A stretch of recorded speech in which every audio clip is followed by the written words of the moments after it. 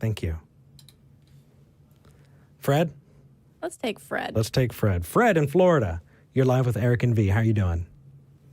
Hi, Eric. Hi, V. I'm fine. How are you doing? Doing good. Doing well. The caffeine is starting to kick in. I'm ready. Very good. What do you want to talk about? I wanted to talk about near-death experiences being evidence of that there is an afterlife. I mean, there's a lot of people that have had them. There's, peer-reviewed articles on them. And, the Bible tells us that there is an afterlife. And so does every other religion, gosh, or most of them. So why are you picking on the Bible? Correct. Well, because I'm not picking on it. Well, I'm picking it. Picking it because it's my belief.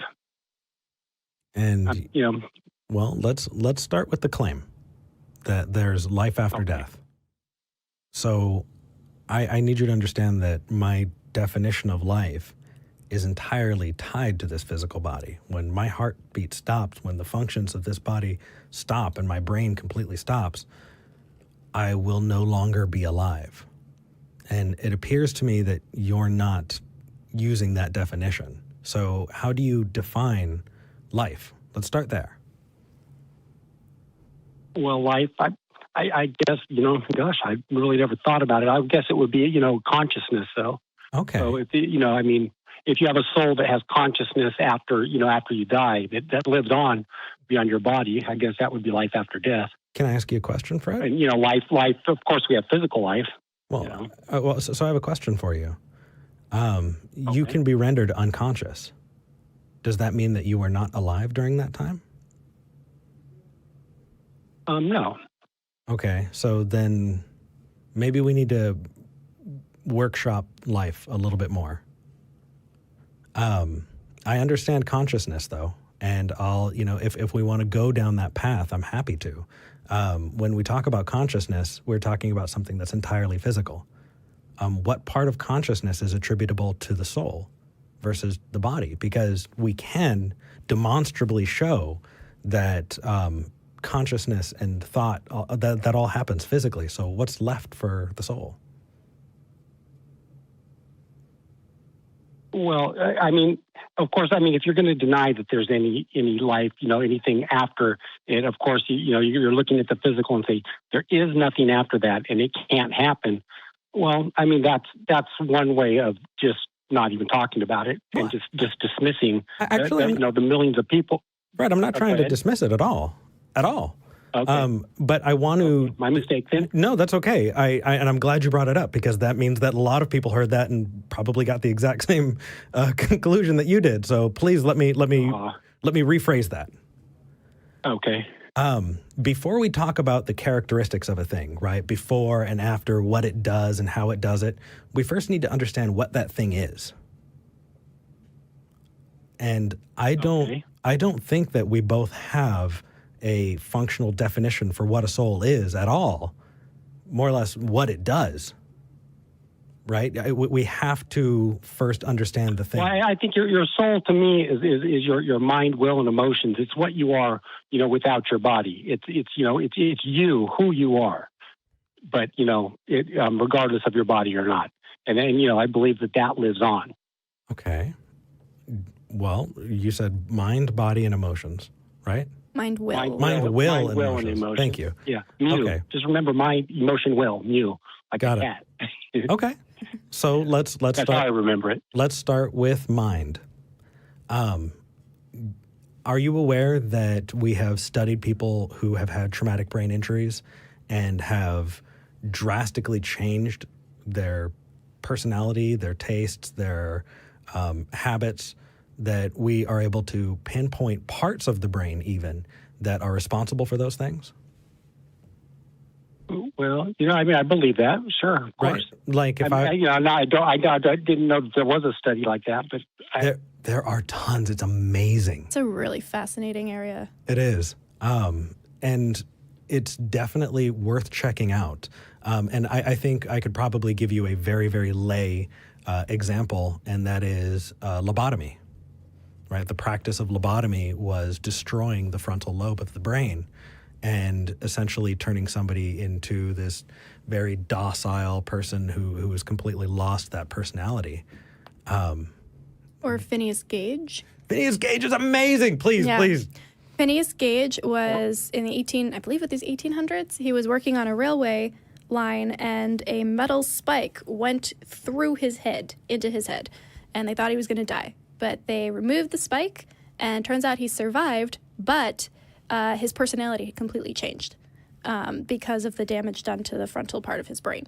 And that was kind of like the test case for a lot of these other studies about, where the different parts of the brain lead you and where they influence. So yeah, I'd suggest you do some research on that if you're looking for some really basic beginner level, like, what happens when you mess with parts of the brain to your personality? So we talked about... Go ahead. Oh, well, we talked about mind, and I think that can also lead into will. I think that looking up Skinner, what was his first name? He really did a lot when it came to kind of programming the will of a creature. Yeah, I know. I don't know. B.F. Skinner. There we go. Definitely look up that. And then also free will is another conversation that takes an entire call. But so we got mind, we got will, and emotion. We can control for emotions, right? You can take medications that can stop or empower emotions, that without those chemicals in the brain allowing that emotion, you don't feel it. And I actually got called out the other day because I was saying it's just in the brain. It's also in the gut. Yep. And different hormones and all of that contribute. Without those physical things, there would be no emotions to speak of. So again, I don't see anything left for a soul to be. Well, and again, I mean, okay, you went through and you explained that it can't be because you don't think that this could happen apart from the body. I mean, you're saying that you have to have all your body to have these near-death, but how do you, again, I'm talking about the near-death experiences and that people had, and like, there's things that can't be explained. They often, I'm sure you've heard of it. People are say they're outside their body and they're watching as they're working on them. Sure. And they can read things that they shouldn't know. Well, and actually, they couldn't see. And I mean, these are documented. They're the peer-reviewed instances. Many of them. And I highly suggest. How do you explain that? I highly suggest you look into the scholarship more deeply because there has been intense scholarship done, and no results have been able to show that.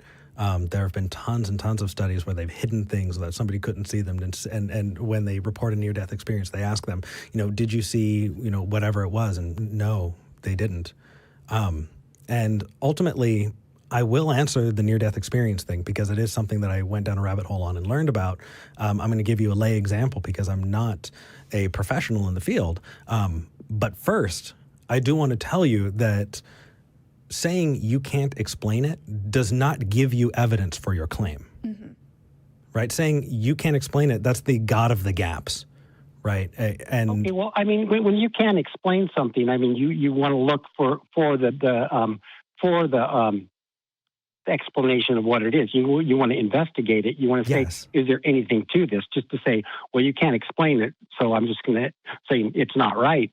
I mean, that's kind of, come on. No, so I'm absolutely following so far, and it is detrimental to assume what it is. What you should be doing is following the evidence wherever it leads. And I know I've given this example before, but do you know what phlogiston is, Fred? Well, what is? Phlogiston. No. So phlogiston was a concept that people had that they thought that phlogiston is what caused things to burn. And so when you had something that was burned, it was dephlogenated. And so there were attempts, really, scholarly attempts to try to isolate phlogiston. And in doing so, eventually they had to come to the realization that, no, that's not how it works. Phlogiston is not a thing. The same can be said for ether or for the humors, right? People thought, well, no, it's, was it yellow bile, black bile, was it blood, and one other. But people thought that all illness was caused by an imbalance of the humors. And that set us back. What we really want to do is we want to follow the evidence wherever it leads. And I don't think that the evidence has yet led to your conclusion. And so I don't see why you think it's reasonable to assert it.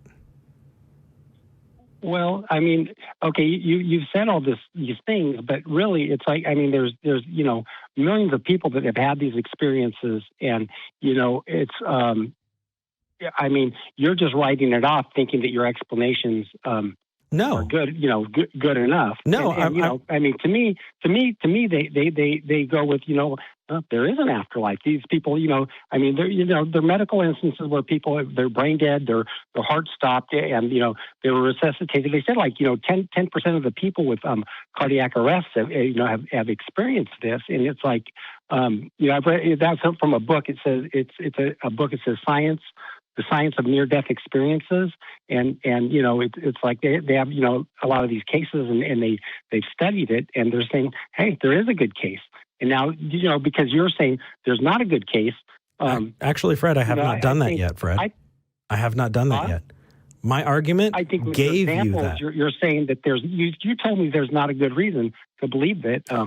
No, I said there's not a good reason to accept that your conclusion is correct. Right. No one's disputing that near-death experiences occur. Like, people have had these experiences. We're just not convinced that it means that there's an actual afterlife. Right. And so even if we were to grant you this, that it was unexplained, which there have been tons of studies that have done that, and it has to do with lack of oxygen to the brain and how that affects your vision. It has a lot to do with what your culture is.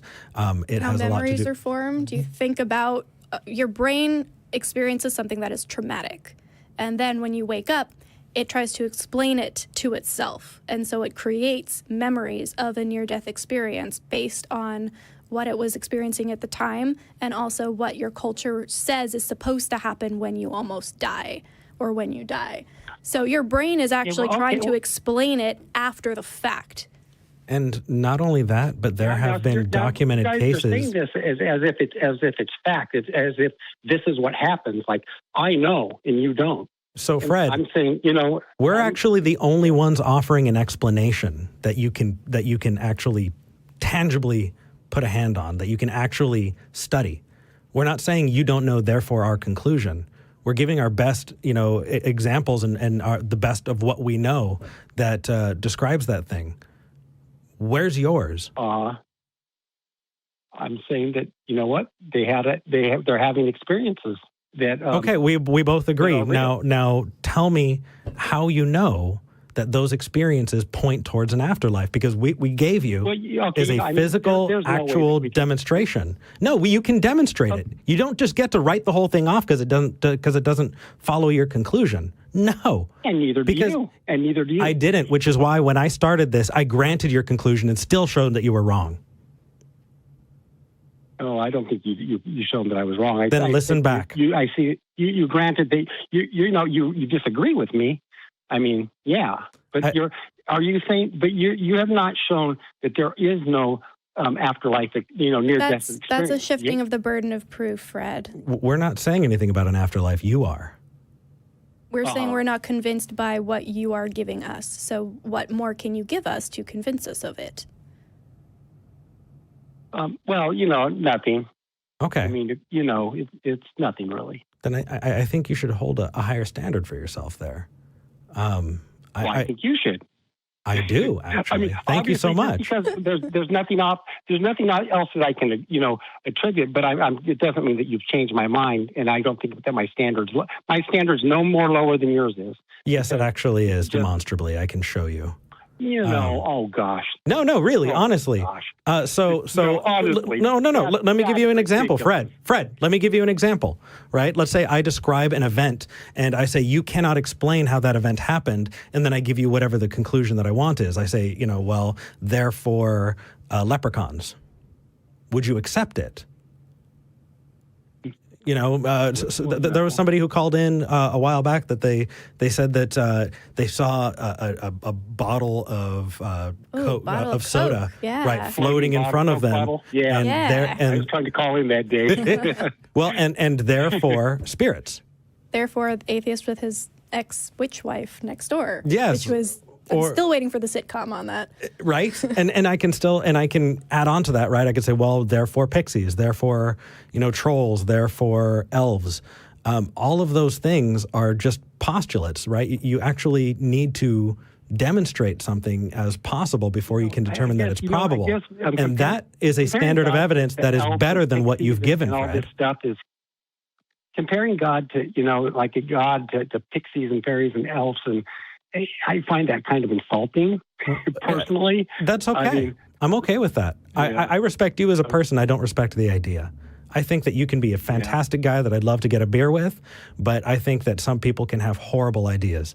And if we don't stand up and say, hey, honor killings are wrong, rape is wrong, that we create a system that shields that's wrong too. I agree. And that's why I use that as an example. Yeah. We shield people from being held accountable for terrible actions. And you can be offended all you want. I'm not disrespecting you as a person. I'm disrespecting a bad idea. And I just gave you an example of, yes, my standards are higher than yours. I gave you an example of that, and you agreed. No, I don't agree that your example. No, that your standard is high. No, I don't agree with that, Eric. Okay. I'm saying that we have a difference of opinion, or we have a different way of looking at it, and your example is no more better than mine. So, or your, what you think it is, because it's offensive. No, not because it's offensive. I'm saying because you don't know, you can't prove it. That's and I can't prove that there is a life after death. I can't prove, but what your interpretation of it isn't proved either. So therefore, we just have a difference of opinion. No, that's what I see. But the difference is we are saying it's okay to say I don't know and not have a belief one way or the other about that thing. You are saying I don't know, therefore I am going to believe that something is true even though I don't know it. Well, yeah, my whole life, there's more than just that, of course. I don't think we have the time to get into it. But, no. Me experiencing God and him, it's changing my life. And there's a lot, there's a lot more than that, that just affected. And, I've called in before and told you some of the other things too. Right, but the point is you are using this one example and you're saying neither of us can know what happens after death. Neither of us can know. And so we are using the same standard of evidence. It's not just one example. Like I said, it's more than, do you understand? It's not my only. Well, so that's fine.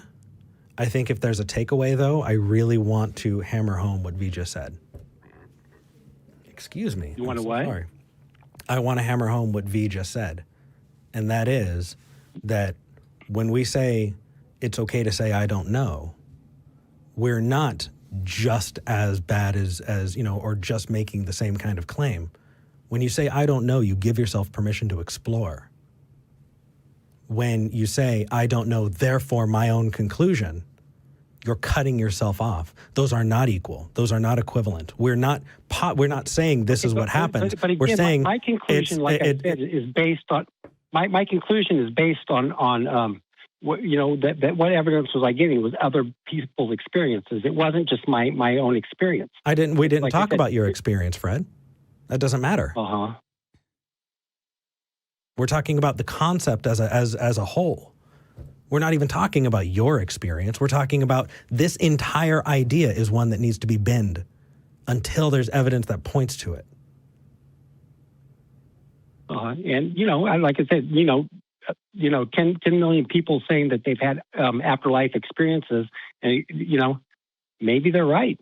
Maybe they have had. And that's something I don't think that you guys you don't want that to be. So you're unwilling to really, even think of that because Fred, I think I think it's sad that you would write off what we're saying as we don't want it to be true when we're giving you the autonomy to say what what you have to say. You think it's sad, but you write off what I think or what I think it could be. You write it off and give your explanation. So it's sad when I do it, but it's good when you do it? Sure. We're not writing you off by saying you don't want it to be true. Did we do that at all? No. Did you do that? No. Yes, I believe you have. Yes. Okay. Well, I believe that you're unwilling. I believe that you're unwilling to think of that as a possibility. I think when there's... I think we're in the wrong show if we're unwilling to consider possibilities. Absolutely. That's what we think. When people call in, we meet them where they're at. We listened to your explanations. We talked about it. We dove into what those things were. And we gave you answers that don't jive with what your response was. But listen back. We did not write you off. You know, I could be wrong. It wouldn't be the first time. Oh, no worries. That happens to everybody, man. But I hope that you listen back. I'm definitely going to listen back to this call because if I did write you off, I do want to publicly apologize because that's the right thing to do. Well, you know, and again, even, you know, and I know you don't. I know that's not your intentions. I really like you guys, and you know, I know that you're nice people, and I have nothing against you. But I do believe that's what you did. I will listen back, though. Cheers, man. Okay. Then you're totally welcome to call back. Okay. Until then, take care. Okay. You have a great day. Bye-bye. Too. Yeah. Wow. I know. You made a friend. You know what's funny is when those kinds of disagreements happen, those are the people that I'm up until 4 a.m. just talking to. Mm-hmm. And really, it was those kinds of conversations that pushed me in this direction in my life. Yeah. Oh yeah. Because I love it. I love it. How do you know what you know? Is that a reliable way to know things? Are you being consistent? Are you postulating a thing for no good reason? Do I have a good reason to think what I'm thinking? It's fantastic. It's skepticism. And even in the atheist movement, we should be calling out our own side on this, there aren't enough skeptics. To be a skeptic, you do put yourself in uncomfortable situations. Who cares? When you put yourself through that discomfort and you're able to work through whatever it is that made you uncomfortable, you should be able to come out the other end with a better understanding of what it was. Or if you were right on, 100% accurate, then you come out with that. Yeah. That's probably not the case, though. At least not, well, yeah. when it comes to definitions, maybe, but